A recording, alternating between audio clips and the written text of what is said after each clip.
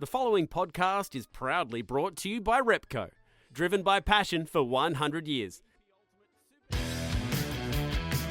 We are preparing now for a start. Our first ever race, the BP Supercars All-Stars E-Series. I can remember trying to talk to hosts and other drivers and crying with laughter at certain incidents. Wow, was that Rick Kelly helicoptering off the bottom of the front straight as we watch David Reynolds, who's enjoying himself there at the moment? Yeah, no. It was good fun. I've never had such pressure in racing before, so I actually hated the E-Series. It was shit because I had to put so much effort in and I really couldn't be bothered. But it was fun, like, you know, doing all the fun racing, but the E-Series part of it, I hated. Yeah. Hi everyone, and welcome to Repco Supercars Rewind, the podcast that shines the spotlight on the sport's major moments. Today we're turning back the clock just the 2 years to a time that many of us are still trying to put behind us, the first COVID lockdown. It was a time of pain, uncertainty and frustration, mixed with a serious dash of boredom. And with literally every major sporting code in the world grounded, Supercars fans were lucky to have something to look forward to on Wednesday nights. The 2020 Supercars All-Stars E-Series was an absolute saviour, not just because it kept important sponsorship and broadcast dollars flowing to the sport and the teams, but more importantly because it gave everybody a good reason to smile for a few hours. At one stage, it was the only live sport on television and attracted massive ratings and sponsors as fans from overseas and fans from other sports all got their first taste of Aussie supercars racing. But the story of how the E-Series came to be is a story worth telling. In this pod, we'll hear from the current boss of the Supercars television product, David Tunnicliffe, about how this minor miracle was put to air. From the rush to get sim equipment to all 24 drivers, to the disastrous rehearsal the night before round one that had everyone questioning if this was even possible. We'll also hear from Supercars' king of sim racing and the man who won the 2020 All-Stars E-Series, Shane van Gisbergen, who apparently was the only person who didn't seem to enjoy himself on those Wednesday nights. And if nothing else, this is just a great excuse to relive all the funny moments, including the major pile-ups and blow-ups. And yep, that does include Neil Crompton's famous meltdown in the Celebrity E-Series.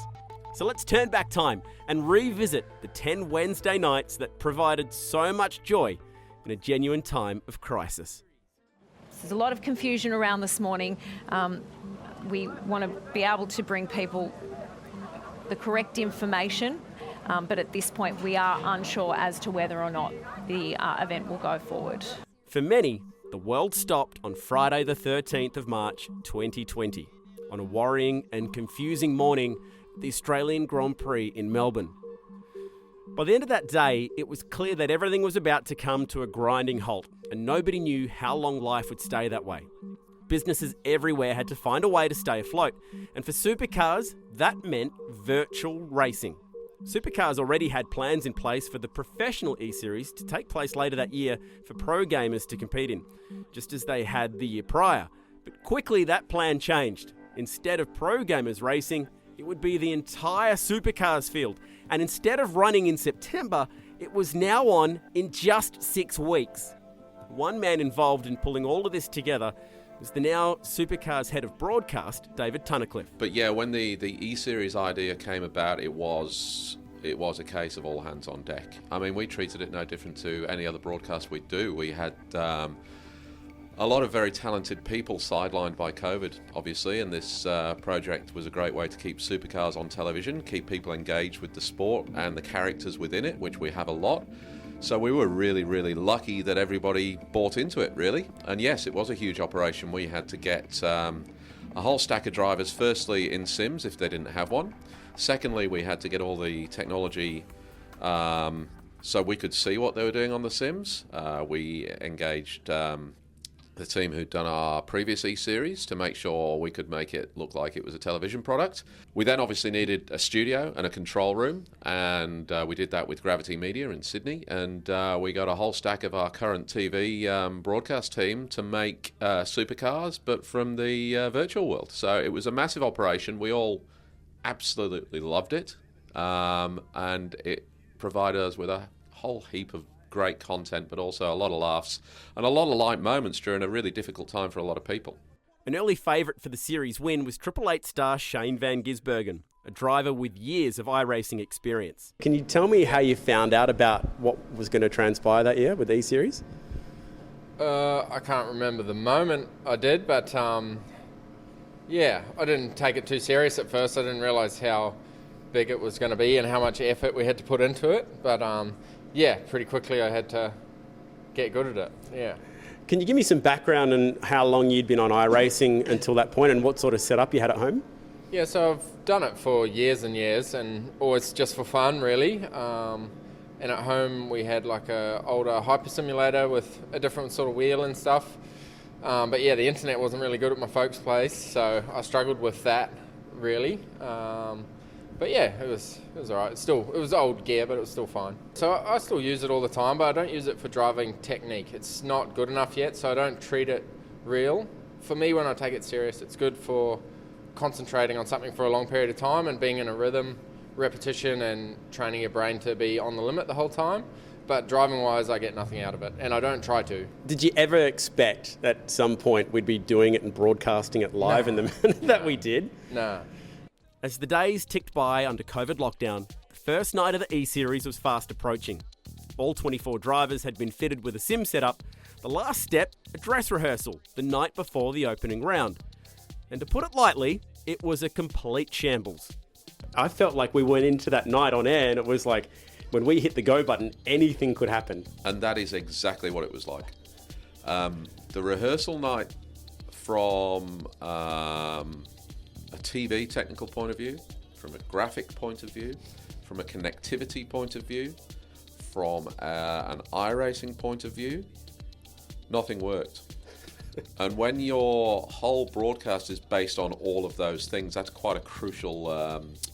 there's some quite crucial elements to consider there. So that first night comes around. Yeah. I think we'd had a rehearsal. The rehearsal went terribly. No one knew what we were doing from a broadcast point of view. It looked like it was going to be a complete train smash. What were you expecting that first night to be like? Yeah, Scotty and I had the shits with it on the rehearsal, and then we did the start. We just both put it in reverse and went, oh, this is crap. Like, because the organisation wasn't very good and stuff, so... Yeah, I didn't really know how it was going to go. When we were counting down from 10 seconds down to 0 when we rolled the opening titles, I think it was fair to say there was a large amount of nerves, apprehension about how it would go, and it was absolute chalk and cheese.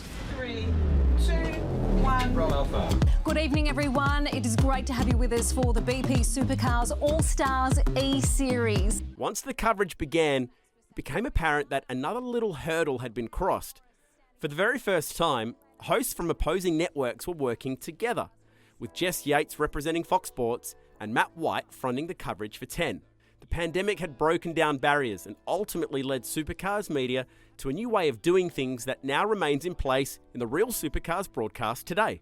It's funny how the world works at different times, and at times when everybody's locked up at home and your ultimate goal is to keep people entertained, people rally together. There was the interest from both Fox Sports and Channel 10 at the time to screen this. There was no live sport going on anywhere. This was our live sport, and they both wanted it. We could cater for it. We're Switzerland. We wanted to make the product. We were happy to engage both Fox and 10. They were happy to see each other's talent on the broadcast because they were loving the content, and it was awesome. It was great. We had a lot of fun, and like you say, it changed the way that some people look at things. Our hands were forced by the pandemic, but it was for the better. It was great. It was a really good atmosphere to work in because everybody just came together, like you said. Finally, it was time to race. A pair of sprints at Phillip Island, followed by a trip to Monza in Italy lay ahead on night one. On the pole, then Erebus driver Anton De Pasquale. And with Neil Crompton calling the action, it looked and sounded just like Supercars. So we are preparing now for a start. Our first ever race, the BP Supercars All-Stars E-Series. 9 laps of Phillip Island. On the pole position, 24-year-old Anton De Pasquale for Penrite Racing. Second row, look out for Van Gisbergen, who's been very tidy. He's racing from Auckland in New Zealand. And a great start Di Pasquale gets away nicely. Already Frosty's in trouble. He's gone to the grass on the run down towards turn 1. Remember, they have cold tyres. The cars are incredibly difficult to drive in these conditions for the first couple of laps. A new way of racing, a new world of racing. As we get underway and get down to the southern loop, Scott McLaughlin gets the jump on our pole sitter. Now watch this, coming up to the Honda hairpin. We've seen huge incidents here before. It will happen again. Already damage on the Shell V-Power Mustang of McLaughlin. Off goes one of the Penrite. That was our pole sitter. So Anton Di Pasquale has a real handful in the first part of this lap. Right, have a go. Whoa, was that Rick Kelly helicoptering off the bottom of the front straight as we watch David Reynolds, who's enjoying himself there at the moment. Well, Rick Kelly was sent into virtual space in an incident that would soon become known as the Kellycopter. Scott McLaughlin skipped away to win the first race. Of course, he's a two-time Virgin Australia Supercars Series champ. He's won 44 races in that series. He gets one in the history books here. The first of the BP Supercars All-Stars E-Series winner is Scott McLaughlin. After Jack LeBrock picked up the reverse grid win at the Island, the field loaded up Monza. The chaos that unfolded on that opening lap set the tone for the weeks ahead and got everyone talking about this new thing called the E-Series. The car's up on cold tyres down here. Will be a challenge. Winterbottom gets centre punched into the wall. Another couple of cars involved, including Todd Hazelwood. Mostert goes around. McLaughlin almost loops the thing and rolls off the top of the curb, and I knew there'd be chaos in the first chicane. That was LeBrock, race 2, race winner, going wide on the exit of turn 2. And there's a big pile-up. Huge as Bryce Forward goes soaring into the air. The Red Bull Holden, it's got to be Van Gisbergen. He's upended as well. 1, 2, 3, 4 cars in trouble and more coming. Contact everywhere. This is pinball machine stuff. They didn't even make it up to turn 4, the second chicane. Bonnets ripped off, panel damage everywhere, cars flying through the air. You don't know what you're seeing here. McLaughlin doubled up his race wins as series favourite Shane Van Gisbergen crashed out and then got out. Turns out he had a pretty good reason why.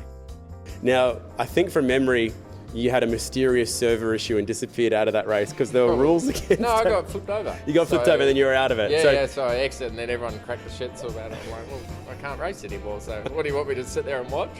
And they were on too late, so it was always 11 o'clock at night. Not that I had anything to do the next day, but yeah, I just said, oh, this is shit, and went to bed. The Repco Supercars Rewind Pod will be right back after these short messages. There's a lot of history hidden at Repco, so listen up, because this ad will be gone in 30 seconds. See, some people reckon we got 10W30 in our veins. Or if we look to the skyline, all we see are falcons, bluebirds and 200 bees. The truth is, we've got an unexplainable bond with motoring. Any Mark, Dick or Jamie could tell you that. So dart in store or online today for great deals. Repco, driven by passion for 100 years. If you're loving this podcast, you should check out Supercars' other podcast offering, The Cool Down Lap. It's available the morning after each Supercars event. Super Archive is the place to enjoy all your favourite old races. It's available on the Supercars YouTube channel. Make sure you follow us on social media and stay up to date with all the latest news, exclusive video content and live timing at supercars.com. Tickets and hospitality packages are available to ensure you have the best seat in the house at your favourite track. And if you're an overseas fan of supercars, a SuperView subscription is a must for live, uninterrupted supercars action. Now, let's get back to the pod.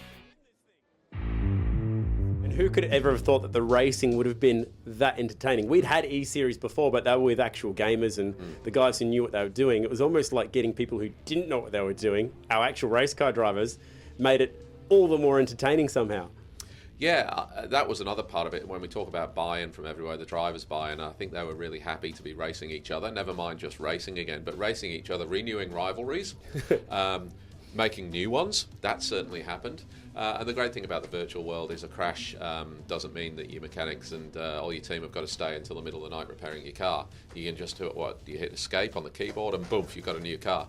People weren't tiptoeing around each other. If there was a smidgen of a gap, they were going for it. There was all sorts going on in mid-pack, at the back of the pack, at the front of the pack.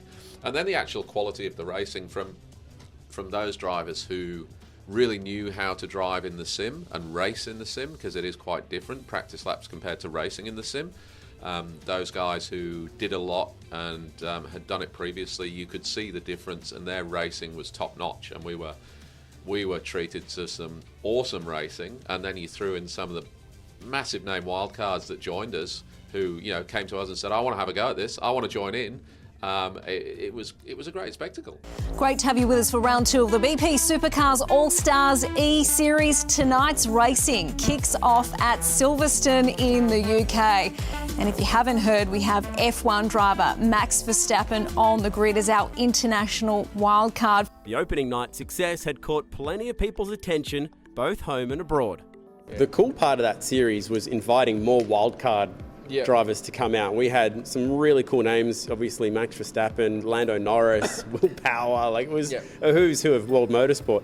How did the connection happen with Max? What was the background there? We just needed someone good at Red Bull to help, really, because Jamie, as I said, wasn't too interested in it. So having Max come and have another Red Bull car up the front was pretty cool. Max Verstappen looks as though he's climbed up a spot or two. He has. So he's trying to get on the tail of Van Gisbergen. Bump and grind. Certainly having some track knowledge at this location, having been here 5 times in the case of Verstappen, is going to help the cause. He's already moved up 1 spot into 4th position. But McLaughlin forces the issue. These two have got the elbows up. Verstappen takes an advantage, though, through on the inside, and in one manoeuvre up to position number 2 for the Dutchman. He was waiting for it, wasn't he? He was waiting for McLaughlin and Van Gisbergen to trip each other up. He's been here too many times to see that gap. It wasn't huge, but it was big enough for somebody like Max Verstappen. This tangle continues. Verstappen impressed instantly, pushing Shane Van Gisbergen the whole night and finishing with 3 podiums from the 4 races, while SVG finally found his expected form, winning the 2 races at Catalonia that night. He's ranging into the final corner. So Shane Van Gisbergen approaches the checkered flag, and he will claim 75 points. A great victory for the Kiwi. But what was more impressive was the international reach that Supercars experienced that evening. With hundreds of thousands of viewers watching the broadcast, many of which came in via Max Verstappen's live stream on the streaming service Twitch, which meant that a load of fans were seeing Supercars for the very first time. Let's not forget it was a global pandemic. So all these guys were facing the same things that we were facing. They were locked up at home. They were not doing as much as previous years. They were sitting in the sim doing practice laps. They were trying to keep active. And then there was other series going on around the world too. And of course, a lot of our drivers here in Australia have relationships with drivers overseas. Shane and Max Verstappen obviously got to know each other through sim racing. Lando Norris, part of the Walkinshaw-Andretti United family. And then, of course, the NASCAR links through the Penske organisation, and how there's still the link up, between people who we know both over the pond and here. So it was actually really good that a lot of those were relatively straightforward link-ups. Mutual sponsors like Red Bull for Max. And the other element of sponsors, there was sponsors here in Australia who said, hey, we've got such and such overseas. He's really keen to have a go. Would you like him to jump in the sim one night? Of course. It was fantastic. Reconnecting with old friends like Simona Di Silvestro, who came on board. And that was just a simple message that I sent to Simona and said, hey, do you want to come and join us? And she goes, sure. Everybody was in the same boat. They were at home. They were looking at ways of, like I say, staying active, amusing themselves. And this was a great way to do it. F1 star Lando Norris' cameo in the series was also eye-catching. He picked up a 3rd on debut in the first race at Spa, then got himself stuck in the pit entrance later that night. More trouble here, and it's Lando again, and he's fired Pither awkwardly into the wall and has actually got himself jammed at 90 degrees to the pit lane entry. And everyone else. It's a tad awkward for Fabian Coulthard to get into the pit lane. He drives across the bonnet. So Lando Norris just shut the door on pit lane. But I think it's his knowledge of how Aussies handle TV interviews that the fans most appreciated. Yeah, no. It was good fun. Seeing and hearing the drivers race at home became as much fun as the racing itself, and was achieved by utilising some surprisingly basic technology. Gamers will know the use of Discord within iRacing, and we were no different there, that all of our audio to the drivers came through Discord. We had a TV room set up where people would jump into that room to do the interviews live on TV, so we didn't interrupt any chats within teams and engineers, and nobody else could hear it. Equally, nobody else would be there chatting away if they weren't required on TV. We then also set up a Zoom meeting, and that's how our onboard cameras worked. The onboard camera system was a Zoom meeting. All the drivers had web cameras or even just their phone, locked onto the side of their sim somewhere, or bolted on somewhere in their room, and we could take a big screen full of 30 drivers, or equally just a shot of one driver driving away, or, as you may have seen recently, eating his dinner in his sim. And it's as simple as it seems. That's how we did it. It was a Zoom meeting. They became our supercar onboard cameras. By the time the series reached the halfway mark, the championship was well and truly on between Shane van Gisbergen, Cam Waters and Scott McLaughlin, who had led since the opening night. Despite the light-hearted nature of the series, there was very real pressure building on SVG, which was born through an expectation to win. From my point of view, I had to. I've never had so much pressure to perform, because Jamie was useless and RD, it was a massive tool for us, I guess, to put on good representation and race up the front and do well at it. So I've never had such pressure in racing before, so I actually hated the Eseries. It was shit because I had to put so much effort in, and I remember every message from RD, how are you going to go, how much practice do you put in, and even when I had a shit race, he'd message, that wasn't very good, was it? I didn't even get that in the real car, so because of that, I didn't enjoy it. Spurred on by the internal pressure, Van Gisbergen lit up the second half of the championship. The checkered flag is out, and Shane van Gisbergen is going to get this one done. There's contact! Monstrous contact! Van Gisbergen trips over, Waters trips over, Heimgartner trips over. Has Shane got there? Was there a checkered flag? Yes. Van Gisbergen has won it.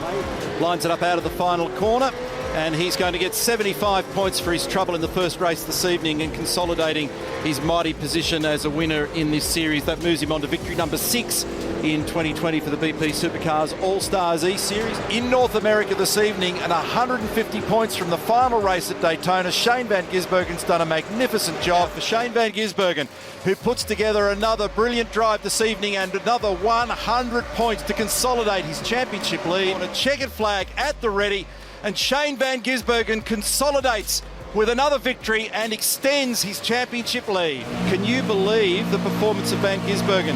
He was out of the game 10 or 15 minutes ago, and he's back in there. Di Pasquale's got control of this. We're almost done. We're on the last lap.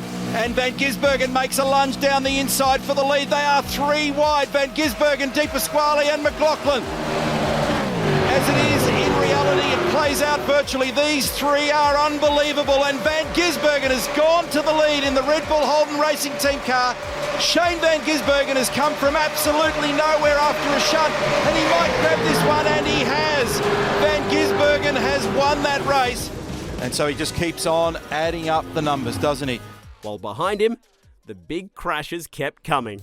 Supercar champions, 7 Bathurst winners and some international superstars, and already they are into each other. Logano gets centre punched into non-existence, so he's gone to the back of the pack. So Joey's got a grin going. He's picked it up and grabbed it. Alex Davison's getting nailed here as well. I did promise you some chaos. I'm delivering on the promise. Nick Percat's got a half a roll going on here. We've got Marcus Ambrose, Lee Holsworth, Chris Pither, Anton Di Pasquale, Scott McLaughlin, and just about everybody that's ever driven a supercar since 1932's upside down or in a wall. With the championship nearing a close, it was time for a change of pace. Enter the Celebrity E-Series. One night of fun, including a mix of stars from different worlds, footy players, cricketers, Olympians, TV and radio personalities, all lined up against motor racing royalty. And the best bit, none of them knew what they were doing. Okay, here we go. We've got just about every sporting code covered, plus a few extras. Can we get to turn 1? Off we go with the supercars, E-race with the celebrities. We've got a couple around at the back already. And there's a big shunt further back on the grid. But so far so good for a few. Petter's gone. Off the bumper of maybe Brad Jones. And Matt de Groot joining him over in the fence, or is it Neil Crompton? I couldn't quite make out which one of the red cars it was. think it was Matt de Groot. There he is, just reversing back onto the circuit. There's a couple going on back there. That was always good. Jack Rewalt getting going up Mountain Straight. In his famous number 8. They still haven't cleaned up that crash in the background. It was Crompton and Panda, his old buddy. These two have been friends for about 20 years, and there's de Groot. All the red cars are crashing into each other at the back, and the race is continuing somewhere up the hill. Here it is. So Reardon's got the lead. Zach Brown's in second place. He's done a fantastic job. Zach's really been the... Oh, that was Toby Price. And that was a big one at Reed Park. That thing went in hard, right where Anton Di Pasquale went in. Oh, Zach running too quick over Reed Park, cold tyres. Now damage is off, so you can really belt the walls up as much as you want. Is that a good thing? There's no incident points. I don't think that's a good thing. So just completely go nuts and drive the thing as hard as you can for 9 laps. Someone's off there at McPhillamy. It's a long way back onto the track from there. Reversing at speed on line too. Oh, Jack Rewalt's gone. Having a moment. Anyone can have a moment up there, Chad. Yeah, he's in good company, I hear. So he's going to have to find reverse and get out of there. Very efficient at finding reverse, these guys. I'm impressed. So we've managed to complete 1 lap. I'd actually call that relatively clean. Very clean, much cleaner than we expected. We had a celebrity race at one point. I think was RD in that race, from memory? No, I think I helped out Chad Reed for that. Oh, yeah? Okay, what was that like? That was a waste of time. That night was particularly memorable. I think, as we said, it provided a lot of welcome relief. The whole series provided a lot of welcome relief. That one in particular, I can remember trying to talk to hosts and other drivers and crying with laughter at certain incidents, which have now become very famous with certain people who still work on Supercars broadcasts. Who's in 87? Tell them to get back in the queue. It's a yellow flag. Oh, what? But, mate, they're all just driving past, don't they? Look, what are they doing? Someone just turned around. This is I'm getting out of this thing, Nate. This is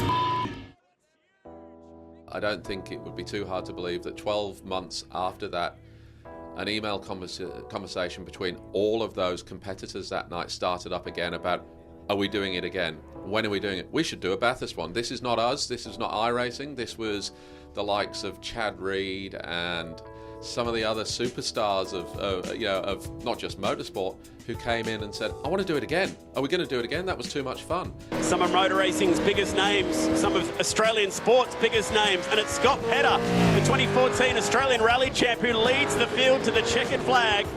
When the final night arrived, Van Gisbergen carried in a tight points lead over Scott McLaughlin with the final races at Oran Park and Mount Panorama. Well, just confirming the championship points for you, as the boys said, 78 points is the difference. Shane out in front. There is 300 on offer tonight, though. Cameron Waters, he's sitting in third, 323 points behind Shane. Anton Di Pasquale and Chaz Mostert making up the top 5. So there'll be a fair amount of jostling for position tonight, that's for sure. And when Van Gisbergen converted from the pole in the first race of the night, he had one hand on the trophy. And Shane Van Gisbergen lines up to the checkered flag and takes the 150 points and moves his win tally on to 14. And so it went down to the finale with an all wildcard front row, while SVG and McLaughlin were buried further back on the grid.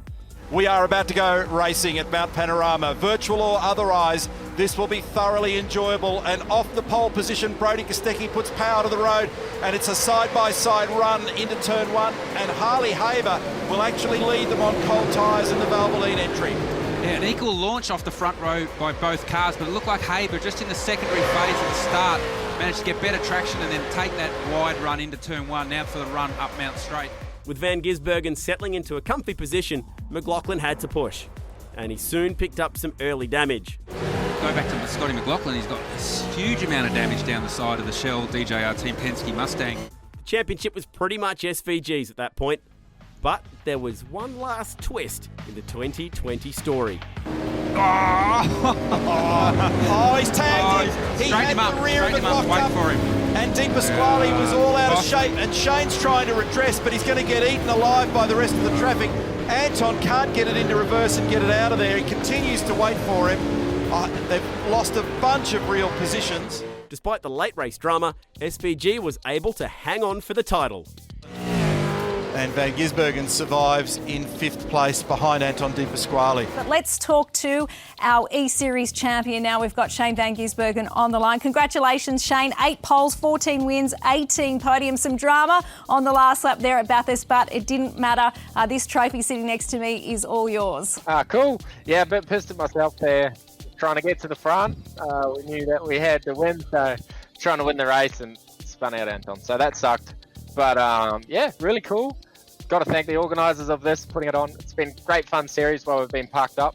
So thanks to everyone at Supercars. And yeah, thanks to my team, getting me some good stuff. Thanks, Shane. Congratulations. We can't wait to see you back on the real racetrack, 27th of June at Sydney Motorsport Park. One thing that was fun was you and Scott started up a little bit of a, Scott Pye that has started up a little bit of a Twitch after party. Yeah. What was the background for that, and is that sort of some of the better memories you have of those nights? That was fun stuff. You just talk crap and, you know, because we couldn't see each other, we're on different countries and yeah, we didn't have much going on. So doing that was the fun side. That's the side of it that I normally do sim racing for, and you know, just playing around and mucking about when we can't drive real ones. Yeah.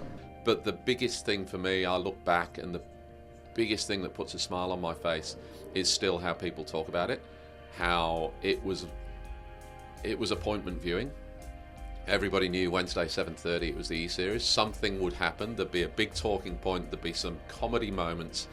And still how it sits in people's memories is something that makes me very proud at a time where it was really difficult for a lot of people. It was really difficult. And if we provided, you know, an hour and a half of light relief, of live sport that wasn't going on, that made people a little happier, then that makes me really proud. Thanks for listening to Repco Supercars Rewind. Repco, driven by passion for 100 years. And a big thanks to both our guests, Shane Van Gisbergen and David Tunnicliffe, for helping us relive what was a shining light amidst some pretty dark times. The E-Series still brings plenty of joy to Supercars fans on weeknights. You can catch it live or check out the action when it wraps up on the Supercars YouTube channel. That's all for today, but we'd love for you to subscribe and share this pod so we can continue to build great stories about the sport that you love. And remember to keep an ear out for the Supercars post-event podcast, The Cooldown Lap. It's available first thing on a Monday morning after each event. We'll catch you next time.